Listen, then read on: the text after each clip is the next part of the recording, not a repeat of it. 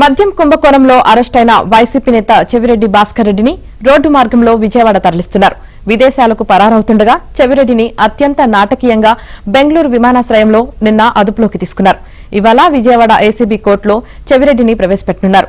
Liquor case దర్యాప్తులో భాగంగా ఒక్కో అనుమానితుడిని పిలిచి సిట్ అధికారులు విచారించడంతో మద్యం ముడుపులతో చెవిరెడ్డికి ఉన్న లింకులు బయటకు వచ్చాయి. చెవిరెడ్డి భాస్కర్ రెడ్డిని కేసులో 38వ నిందితునిగా చేర్చారు. దీంతో అరెస్టు తప్పదని భావించిన ఆయన హైదరాబాద్ లో రియల్ ఎస్టేట్ వ్యాపారి అయిన తన మిత్రుడు బినామీ వెంకటేష్ నాయుడుతో కలిసి పక్కా పథకం రచించారు. ఇద్దరూ విదేశాలకు పరారయ్యేందుకు సిద్దమయ్యారు.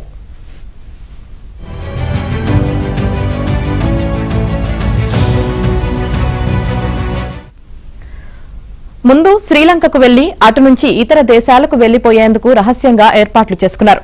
ముందే ఈ విషయం పసిగట్టిన సిట్ అధికారులు చెవిరెడ్డి, వెంకటేష్ నాయుడులపై ఎల్ఓసీ లుక్అవుట్ నోటీస్ జారీ చేసింది.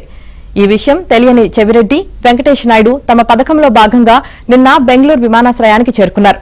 ఇమిగ్రేషన్ అధికారులు ఎయిర్పోర్ట్లోనే వారిద్దరిని నిర్బంధించి ఏపీ పోలీసులకు సమాచారం ఇచ్చారు.